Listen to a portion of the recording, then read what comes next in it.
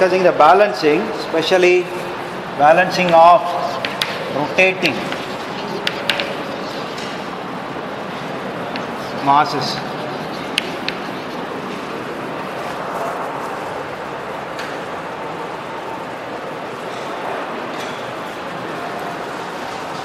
So balancing of rotating masses, we can think of a mass m1 at radius r1 is rotating about hinge point O2. Its angular velocity is say omega.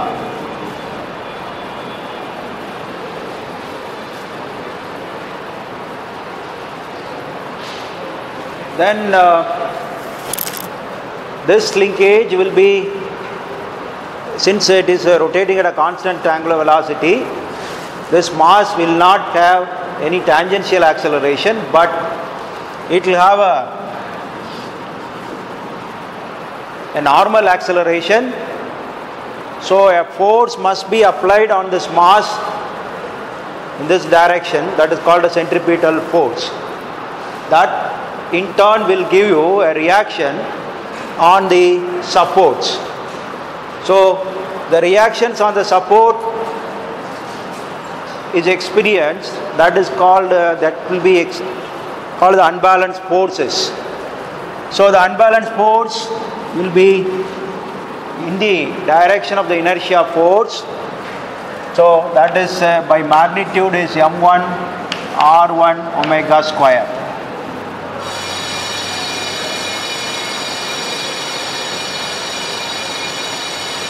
So this in a rotating system, this unbalanced force experienced by this will try to move the entire base along with that direction.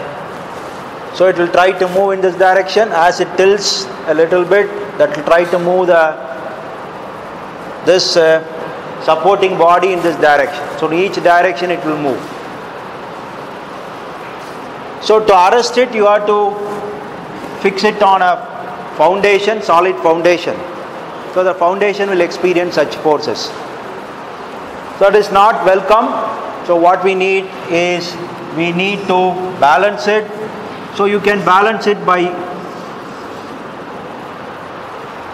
adding a mass m at radius r, such that the inertia force produced by this is m r omega square.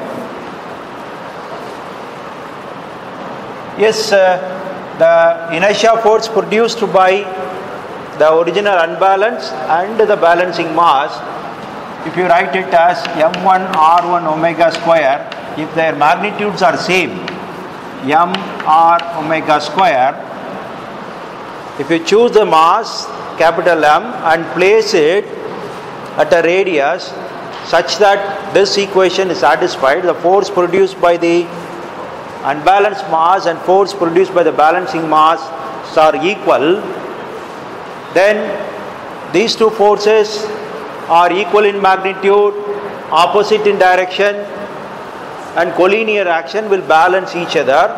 So your support will not experience any reaction.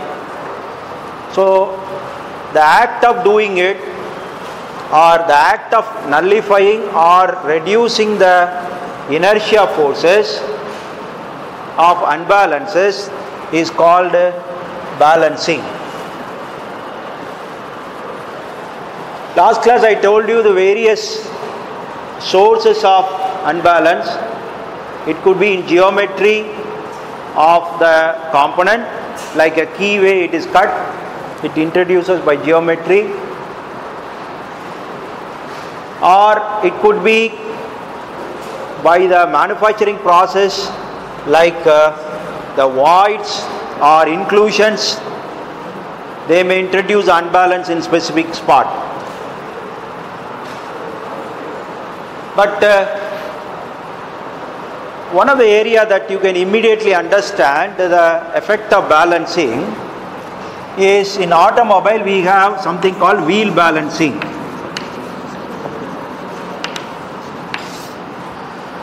Those who own an automobile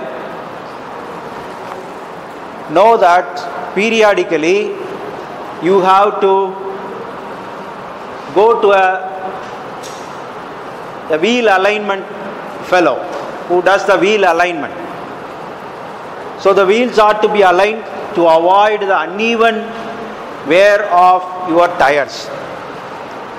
So if you don't do it, the tires will wear out in a particular place more than the other place. So your tire may have to be replaced. But he also not only aligns, he will also suggest periodically do the wheel balancing. So wheel balancing is an operation where you see that balancing is there. What they will do, why wheel balancing is required. The wheel of an automobile includes the frame and the tire.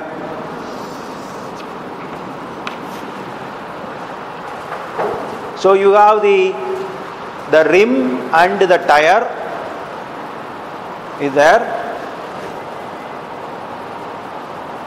During the operation of this automobile, for example, if it is made of a steel disc, like unless you use an alloy wheel, you are going to use a steel disc for this rim. So when the automobile goes and hits a pothole, this steel disc will bend slightly. And not only that, the tire, even though you ensure that it is evenly wears out, it is not possible. Some unevenness will be there when it wears out.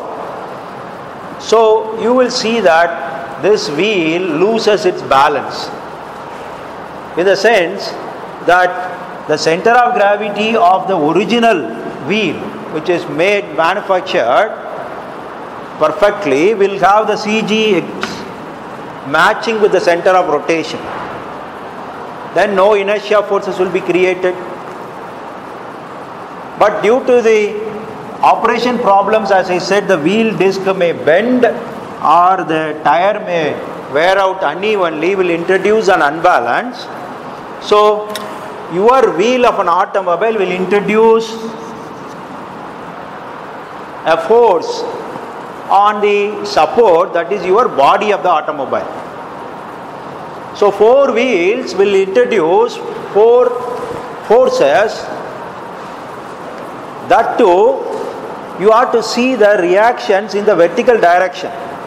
What will happen? See, this is my inertial force.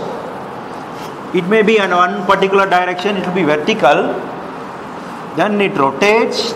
It may become horizontal towards the right. It may go down. It may go this direction. Because this force is constant in magnitude, but it keeps on rotating along with the wheel, means its direction is continuously changing. So this force will be taking different directions like this as it rotates along with the wheel. If you look at the reaction in the vertical direction, the downward direction, it is not a problem, because in the downward direction it is going to press against the ground. When it is in the vertical direction, it is going to lift your automobile up. When it is in this direction, it is going to drag your automobile. When it is in the forward direction, it will be trying to pull this. So, as you know, that this force, magnitude of this force is going to give you an uncomfortable ride. It is not going to be a smooth ride, because it is going to lift you up or move forward direction or in the backward direction in one cycle. This is not a big problem when you are riding your automobile at low speeds, because as you know, this force is going to be mr omega square. It is proportional to square of the rotating speed. as the speed increases, this magnitude will increase tremendously. You will have a very unsmooth ride. So that is why today we know that the new automobiles, we are trying to ride them at high speeds like 100 or 120. Legally permitted speed is rise from 80 to 100 now in national highways. So when you are moving at 100 kilometers per hour like that, this small unbalanced forces will make your automobile to shake in different direction, upward, forward, backward, like that. In one rotation, this will be at high frequency.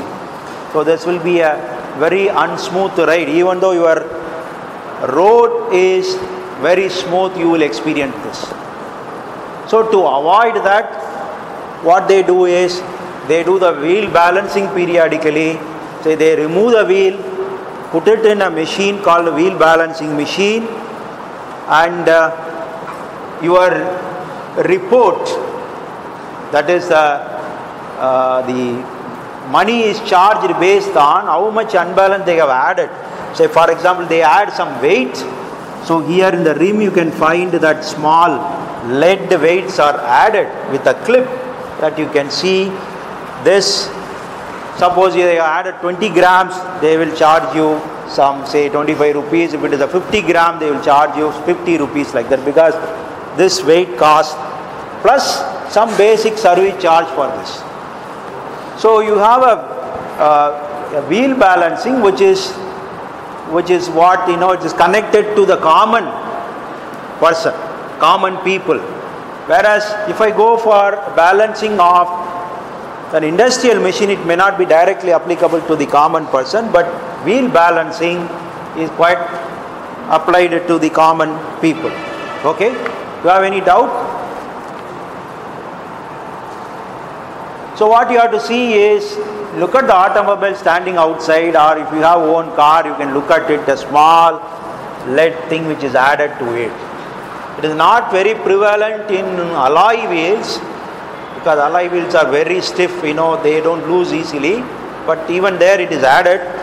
So in a steel wheel rim, then you can see that this is being added here. And that too, it is not, once you do it, forget about it. It's not like that. As the automobile runs, this needs to be done periodically. Okay, that is wheel balancing.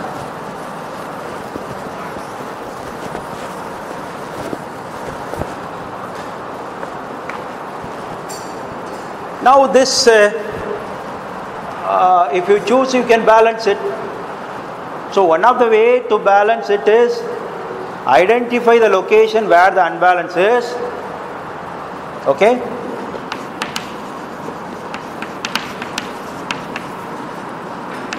Unbalanced location and value of unbalance.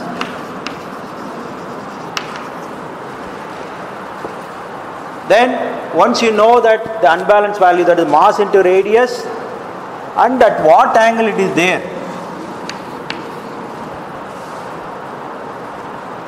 at what angle it is located, then you can balance it. So you just in the opposite direction, 180 degree, opposite to the ups angle. Theta plus pi will be the angle at which you have to keep this balanced mass.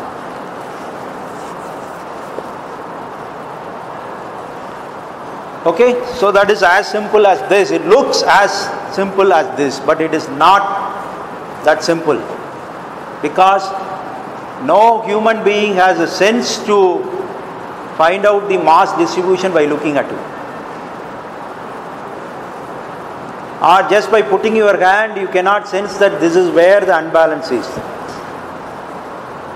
So it could be of a person, very experienced person, no problem, because we have no senses about it. What you have to do is, as per the balancing is concerned, what the discussion what we are doing is the basics. When it comes to really doing it, you have to believe in some instruments or machines. they will measure the unbalance. Then they will calculate and tell you where you have to keep the balancing masses, that you have to fix it. So balancing, the theory aspect of it is what we have to learn. But when it comes to the operation of this balancing act, that will be done by a simple mechanic. A machine will do it. If time permits, I will take you to an industry just opposite. They have a balancing machine. They want to balance a rotor. They will put it on a machine, run it, press few buttons, few trial runs, and it will calculate and tell you where to add the masses. You just follow it, it is finished. But if there is an issue, then the background knowledge is required. That's where these things are going to be useful. Okay? Now you look at the fan. The fan is supposed to rotate about its own center. But what is happening is it just oscillating like this. What makes it to oscillate? Because the three blades are not in balance. There is a very slight amount of unbalance is there, that will be pulling this fan like this. So that essentially the net force which is acting on it. Okay? So identifying the location and value of this is not possible by a human being. That you should understand. But the machines are made by a human being who has a thorough knowledge about these things. Okay? So let us not ignore, because it is only the machines are going to do, let us not ignore it. We have to learn the physics or the theory behind it. Now you see that this particular arrangement as a single unbalanced mass is balanced now. I can keep it in any orientation. For example, this is my M1, this is my M. I can turn and keep it in any orientation, it will stay still in the gravity. If the system is not balanced, then it will not stay in its position. For example, you can see this, I have arranged these 4 rotors to have these unbalances in the same orientation. Okay? If I turn this and leave it and watch what happens.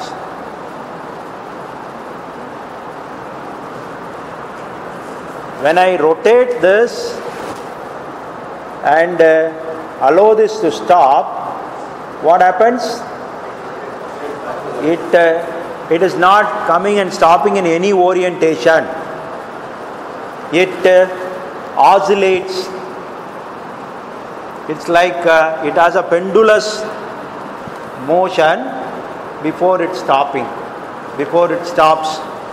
So this is one way people have followed to find out where the unbalance is. However crude this has been, but that crude step is a better step rather than having no balancing act. So if it is something is not balanced, for example, I take a rotor like this and you attach, if there is a unbalance here, I give a small push and leave it, it will rotate and then come to a stop. Before coming to a stop, it will oscillate. Whenever it oscillates, you can say that there is an unbalance which is present. So such systems are called statically unbalanced, because even in a static condition it is not able to keep its balance. Now what will be its preferred position? This is my unbalanced mass M1. I have a disc, it is supported on the bearing here. I give a small push, it rotates and it will stop. Where it will stop?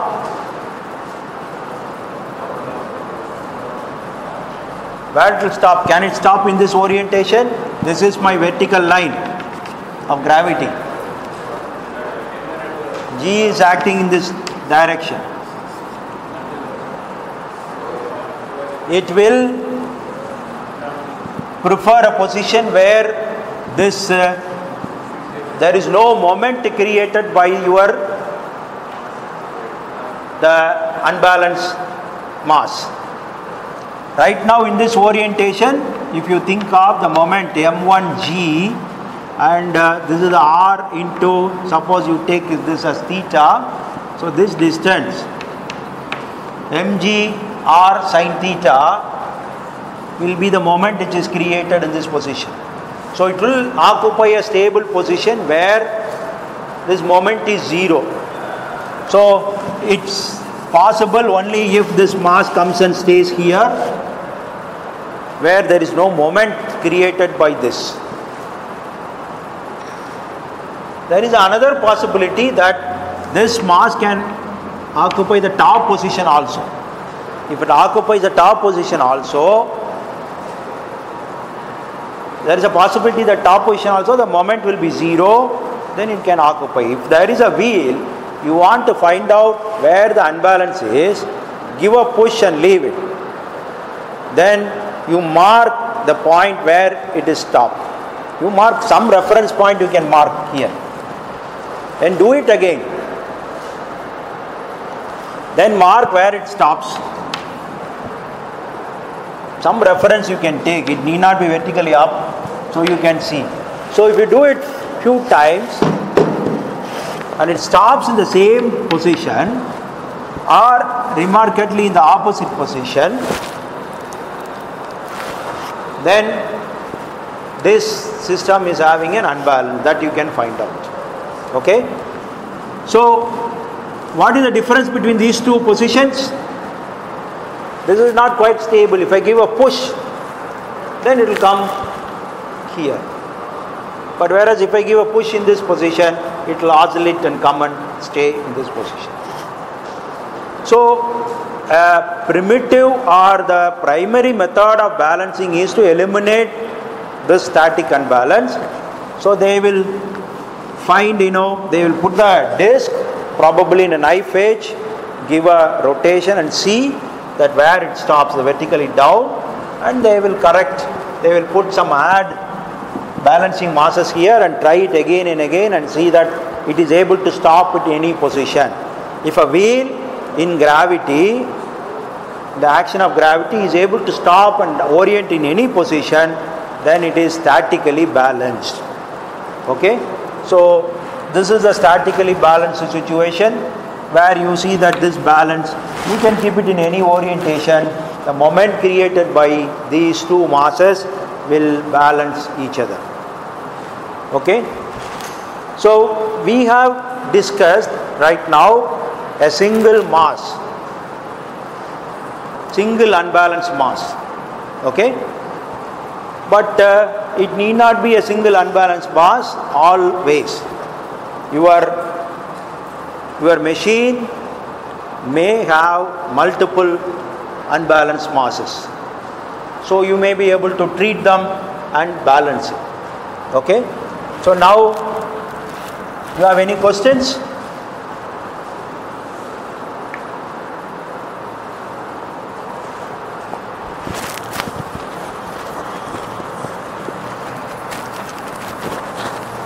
Now, suppose there is a possibility that you have in a single plane, I talked about M1 R1. There can be M2 R2. There can be another mass, M3 R3. So this is a situation where several masses in a single plane.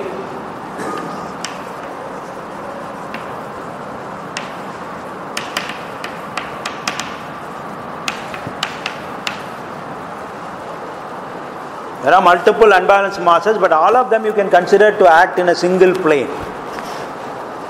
Typical thing is if the rotor is very thin, like your fan. Your fan blades are quite thin, you can consider them as if the unbalanced masses are located in the same plane. So this is an assumption in case of thin rotors.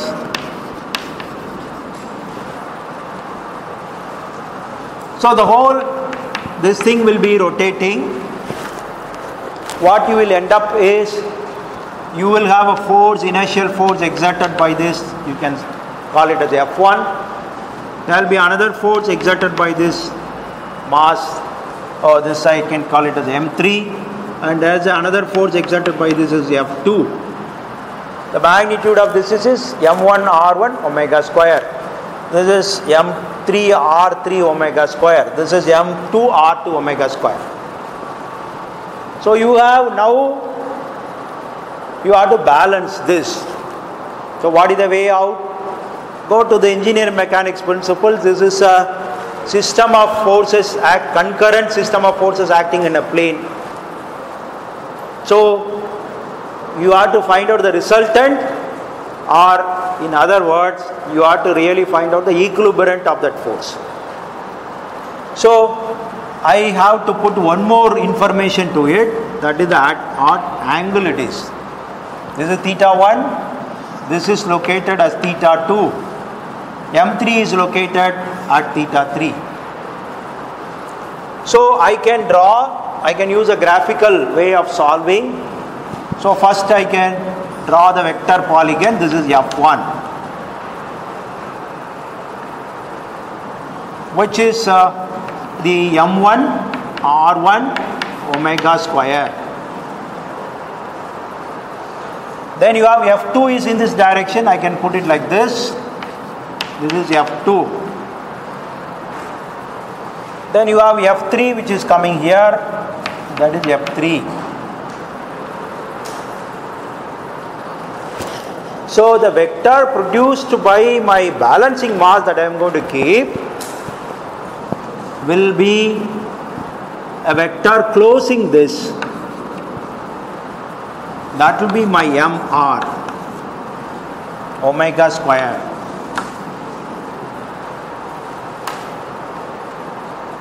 Suppose I want to find out the resultant of all the forces, the vector will be reverse direction.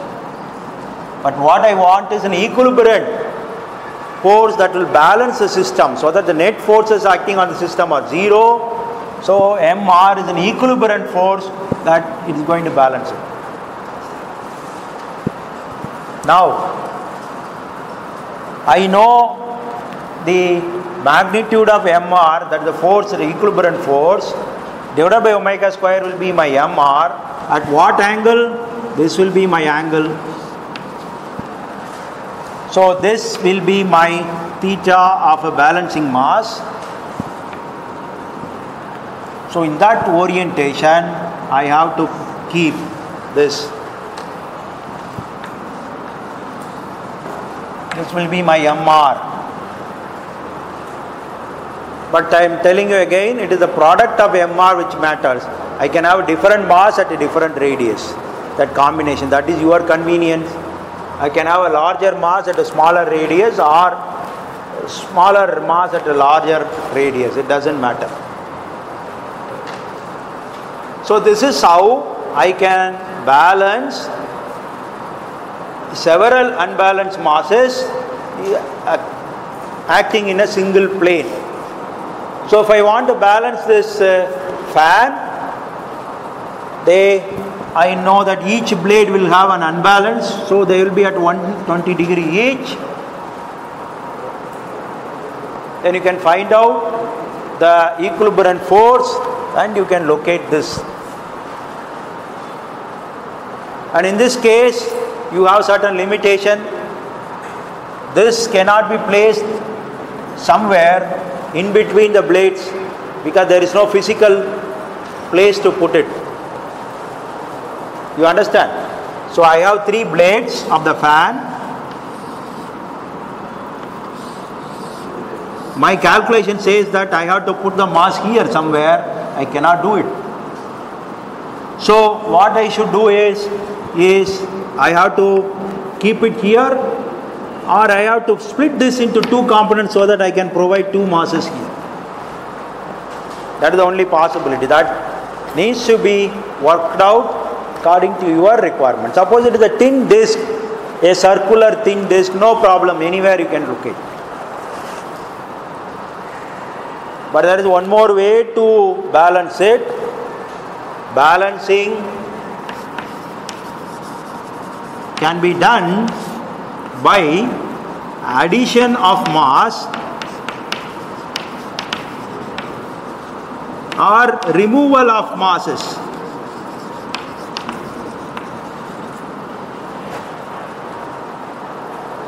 Don't think that I have to always add mass to get the balancing. In the exactly opposite location, if I remove the mass, also it is possible. That is most convenient rather than adding, because if I try to add the mass, I have to think of a switch, way to add it. I have to weld it, or I have to put a screw. That may be difficult. It is easy for me to remove the material by drilling. Removing the material is easier way for getting the balance. That is, it is exactly the opposite we do. So there are balancing machines which are combinations of balancing machine and correction system, where you put the rotor, it will calculate where it is to be removed, you put it in the correction place, the drilling machine will come and remove that exactly required material. Or there are some very sophisticated balancing machines where you require a very accurate balancing. The removal of the material takes place by vaporization using the laser. Exactly, very small amount of material is removed, vaporized. So there are big companies like Schenck. It's a German company, Schenck, who is a leader in the balancing machines, world leader in balancing machines. So you can see that the balancing can be done either by addition of masses or removal of the masses. It is depending on the situation you have to do. In an automobile wheel, if I try to drill it, then it will weaken the disc itself. So I cannot do that. Suppose I have a thick rotor or sufficiently strong rotor, I can remove it, no problem. Removing is one of the good option. Okay. So what we have discussed is, first initially a single rotor system, a single mass, and how to balance it. We have discussed about the static balancing of it. What will happen if the system is not statically balanced? Then we have just discussed and completed the several masses are there, several unbalances are there, how to tackle it if it is in a single plane. But now we are going for a little more complicated thing. That is, the masses don't lie in a single plane, more than one plane. The masses are lying, the unbalanced masses are lying in more than one plane. More than one plane, I will take the simplest way for me is to from 1 to 2. Okay? I will take, for example, there is a shaft.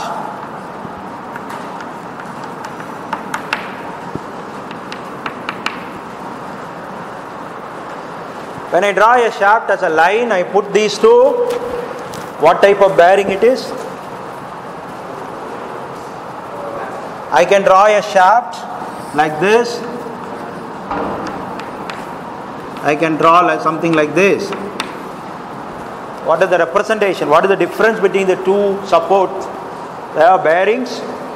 What type of bearings are they? This is switch, fixed. No. You have learned about bearings, right? Not yet?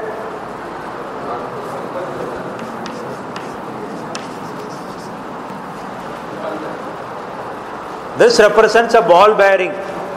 Ball means it could be a ball, roller or needle, whatever it is. It is such a type of rolling element bearing. This represents a journal bearing.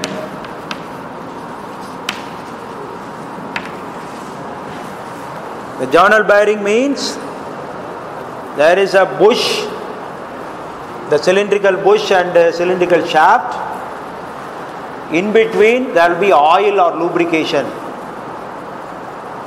That oil can be at a pressure.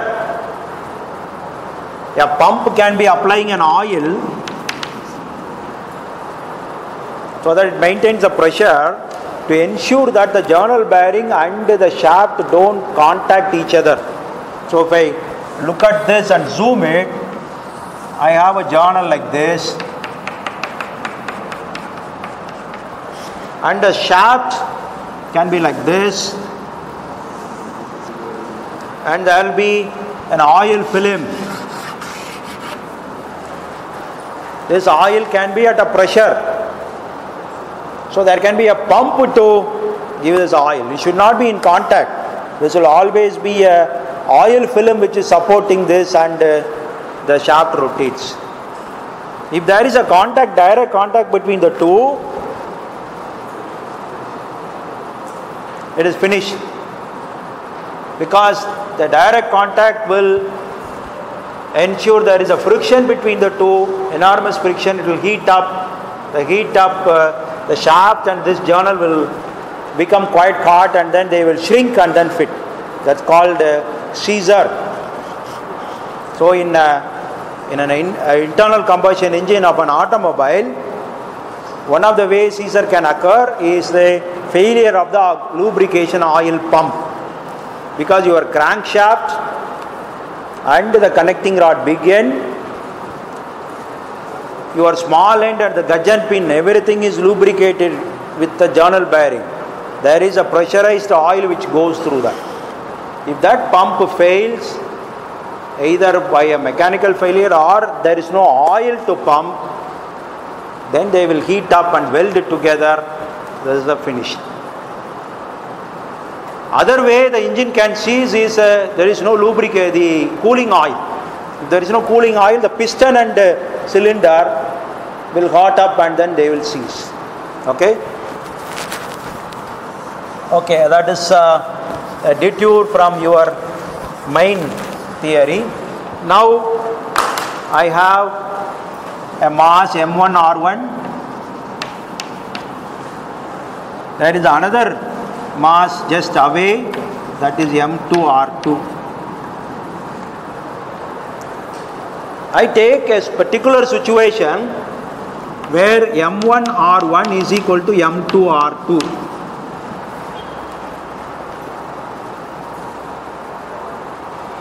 So, if this is the case, the forces produced by this, say, is F1, is also going to be F1, because there is a magnitude wise they are same, but they will be opposite direction.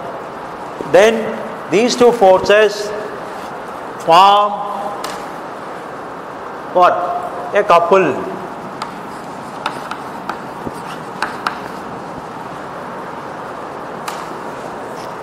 These two forces are equal, opposite, but they are not collinear. It produces a couple.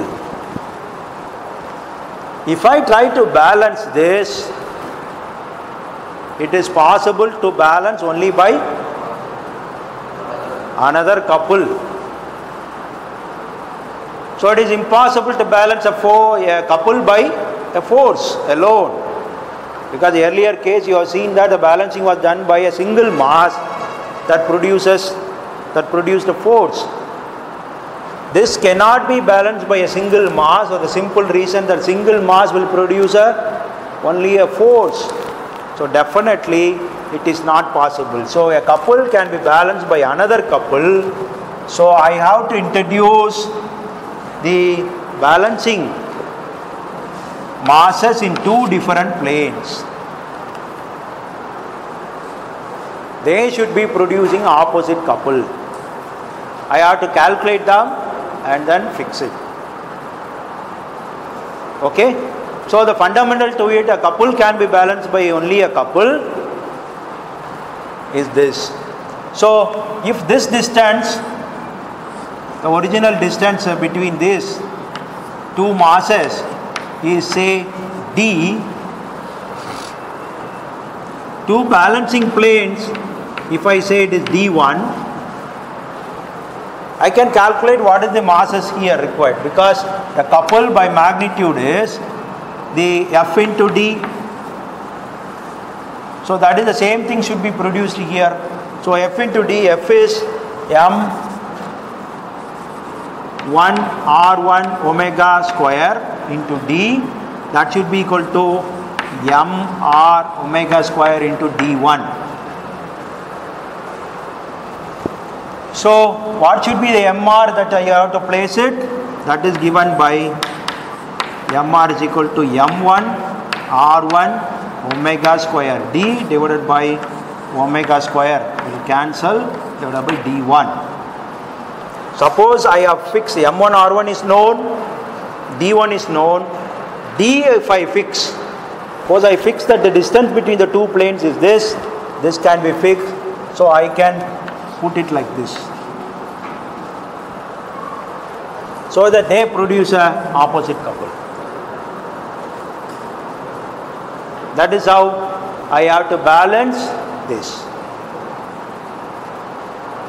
So it is a very typical case I have taken, that it is producing a pure couple alone.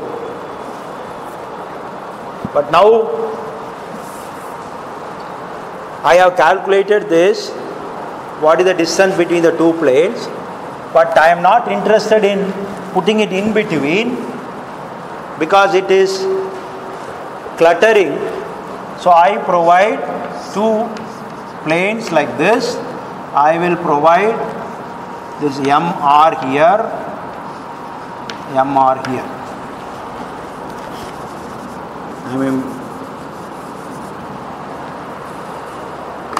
The question is whether it will be balanced.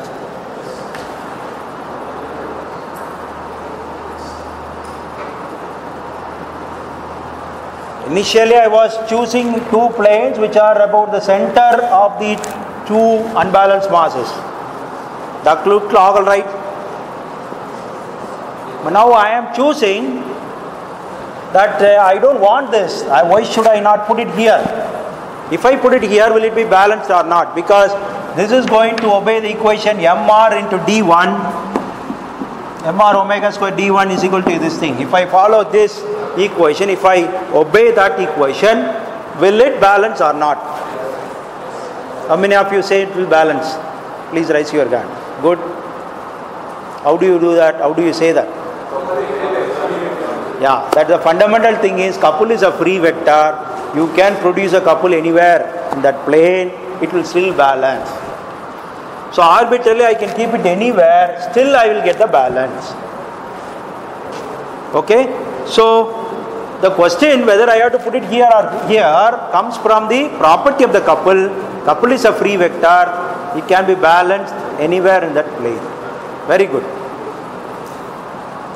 Now, there is one more thing I forgot to say about the previous case, where you have different forces F1, F2, F3 like that, and we are trying to find out the closing side of the polygon, that is your mr. Okay, this is mr omega square, this is m1 r1 omega square, like that. This is what you have to strictly follow. That is, you have to calculate m1 r1 omega square and you have to draw. m2 r2 omega square you have to draw. But is it possible to eliminate some computation? See, this particular is this is a force polygon. If I scale it down by omega square, I divide everything by omega square, that means I am going to scale this down by omega square. Will it affect? It will not affect, right? Okay, you are scaling it, you are removing omega square from everywhere. Whatever you are going to get is a reduced size of the polygon, but still you will be getting this. What you will be getting is, if you scale it down, this omega square is removed everywhere, that this thing will shrink, but what you get straight away is MR. So wherever you are drawing the force polygon in balancing, please understand this word balancing. In balancing problem alone, wherever you want to draw the force polygon, we will simply take M1 R1. We will ignore omega square. Because omega square, if it is a large value, all this vector polygon, the size will increase. I remove omega square from everywhere, scale down the entire thing, but still the concept is not compromised, but I have to understand that this is the practice I will follow only for balancing. Not everywhere. Don't put that this is a force. Don't call M1 R1 as a force. M1 R1 is the scaled down version of the force. So this is what we will use, okay, as a force polygon. Now take this situation here, look at this particular arrangement, forget about these balancing masses, look at these two masses only. From the side view, this is your M1 R1, M1 at R1, this is M2 R2. Looking from the side, you can see these two are in the same plane, they are equal and opposite. So this is what it will look like in the side. So what will be the moment created when you put this under gravity? For example, I turn this shaft a little bit. This is my M1 R1. This is my M2 R2. They are equal and opposite. Under the action of gravity, what will happen? It will be able to stay in any place, or it will oscillate like this. You see that these two are not going to produce any moment in the gravity. Net moment that is produced under the gravity is zero.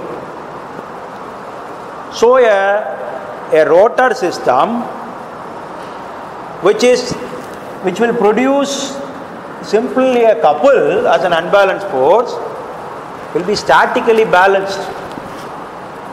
So when you are trying to do your rotor, a sufficiently thick rotor and statically balanced, and you cannot say that my system is not going to produce any unbalanced forces when I rotate. So what will happen is this type of unbalance is called dynamic unbalance.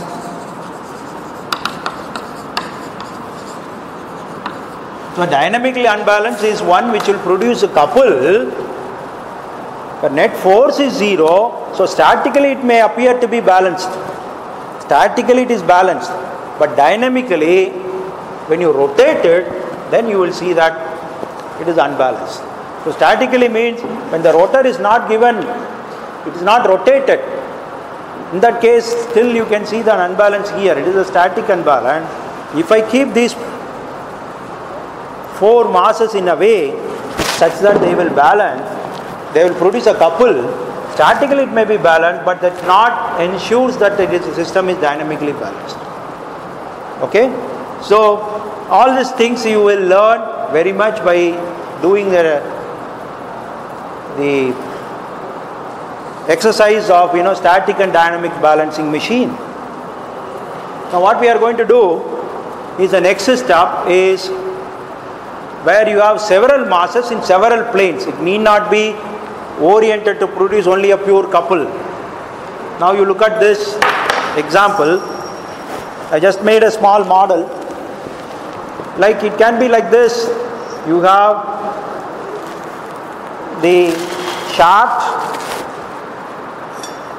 and you can think of unbalanced masses are there at a different orientation. If this rotates, what will it produce? This has to be balanced. So you can think of a rotor or several rotors. Each rotor may be having an unbalance at a different orientation.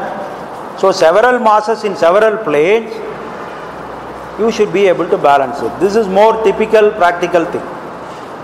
Okay? So what will happen is, you will have forces, each one will produce forces. So this will turn out to be system of forces in space. So how to balance it? Your balancing should produce force and a couple, so that the net force and couple because of this is balanced. Okay? So that is what the theory is about. So we will go in detail in the next class. Now you have any doubt?